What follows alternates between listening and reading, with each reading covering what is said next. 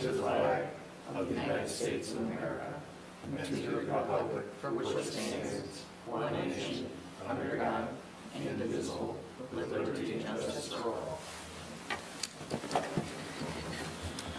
Would you like to take roll? I surely will, yes. Chairperson Fox? Here. Vice Chairperson Mitchell? Here. Secretary Murphy is present. Trustee McMillan? Here. Commissioner Grissom? Here. Commissioner Mayer? Here. Commissioner Ekman? Here. All righty, thank you. Next up, item 3, approval of our agenda. Make a motion to approve our agenda for Thursday, January 25th, 2024. Support. Motion from Commissioner Grissom, second from Commissioner Ekman. Any changes? All those in favor say aye. Aye. Opposed, nay. Motion carries. Next up, approval of meeting minutes. I make a motion to approve the meeting minutes for the work session on January 11th, 2024. Support. Motion from Commissioner Mitchell, second from Commissioner Murphy. Any changes? All those in favor say aye.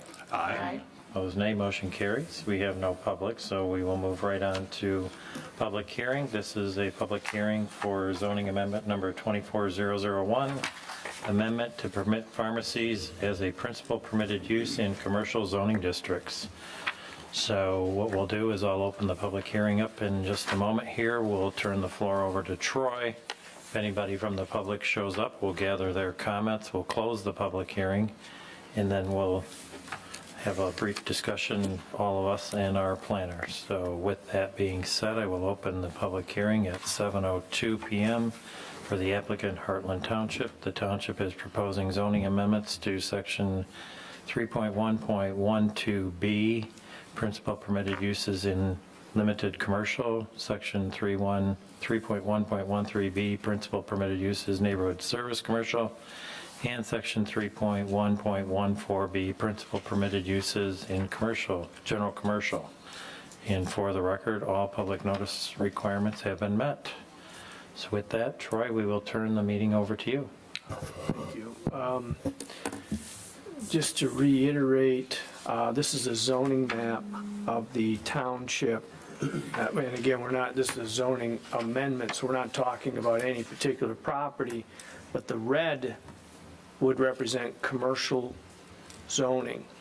And odd as it may seem, we just don't have any pharmacies in that red. We have pharmacies in this white crosshatch configuration, which are planned developments. We were approached by a small pharmacy, a little under 1,500 square feet in a commercial zoning, and it's just not listed in the general commercial. So the Ordinance Review Committee spent volumes of time discussing this topic, and then I added the other commercial categories.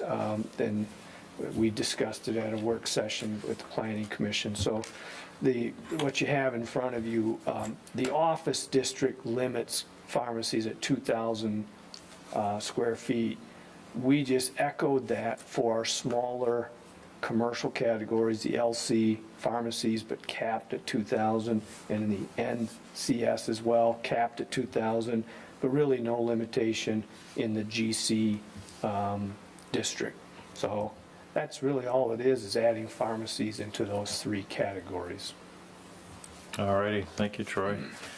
We as of yet had no public show up. I'm assuming we have nothing in writing regarding this particular topic for the record. So we will close the public hearing at 7:05 p.m.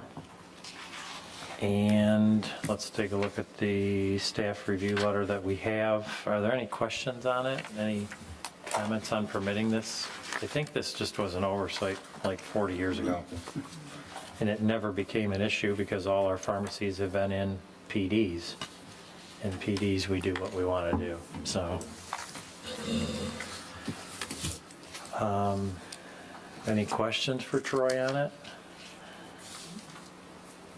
Anybody, anything?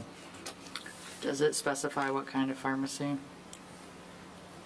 No, it would just be the same pharmacy. It's in the office district. This would be for medical prescription drugs. This would not open up to dispensaries or medical marijuana facilities. That's a whole different element that's needed for that. Okay. Anybody else?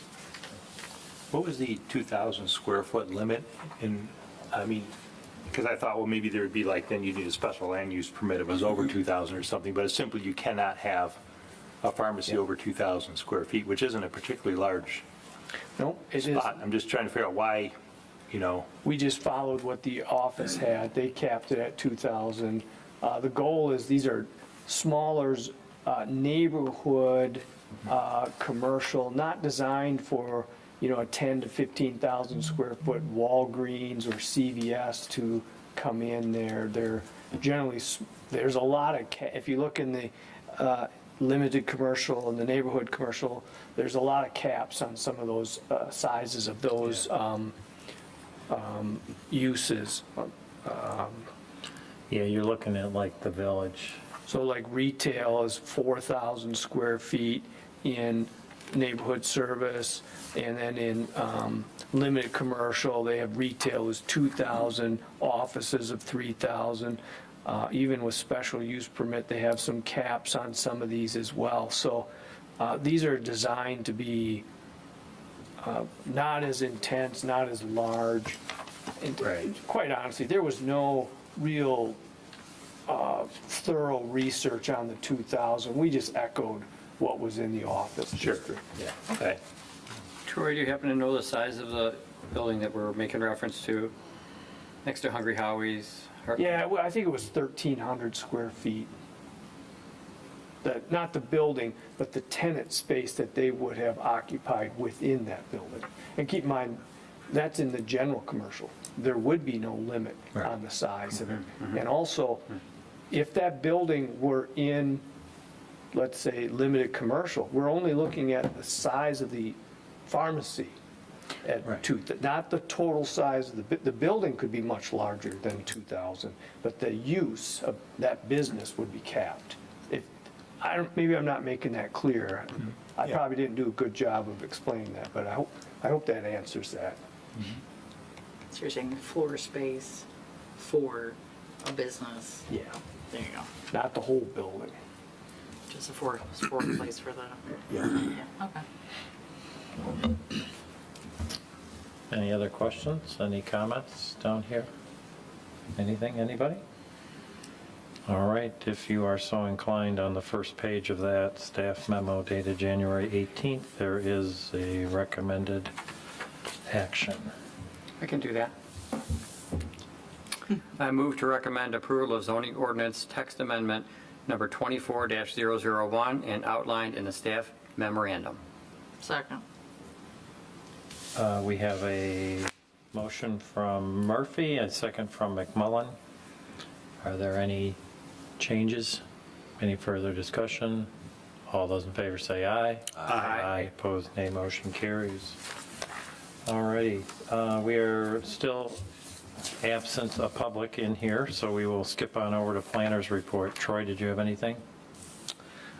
Just to let you know, we do have, we're still working on a couple plan developments. All of you are familiar with them. Redwood Phase 2, they're in the preliminary phase of their plan development. We're also working with the, I'll call it the climate-controlled self-storage between Best Western and Arby's, and we're getting close on that plan as well. And then we're in discussions with the mixed-use project. I think they're giving that a term of, or a name of Square One. This is on the corner of M59 and Old 23. It has some commercial as well as residential, and we're working on that. So we got 3 projects there that we are working on, trying to, all of those will require a public hearing, and we're they're all starting to get real close, so. Great, thank you. Committee reports, comments, anybody? We actually looking for a motion to adjourn this meeting? Because I don't have a, yeah, is that what you're looking for? I think so. I think that's what the Okay. board, we don't typically do that That's why I'm here. questioning. But I think, I'm trying to emulate what the board does, and I think that's what they do, is they move to close their regular meeting and then Okay. go to a recess. All right, can we have a motion to adjourn the regular meeting? Move to adjourn the regular meeting. Support. We have Mitchell, and we'll give it to Ekman. All those in favor say aye. Aye. Opposed, nay. Motion carries. Okay, let's step out for a brief recess and come back for a work session. So, Troy, you wanted us to go to that table? I love recess. Yeah, I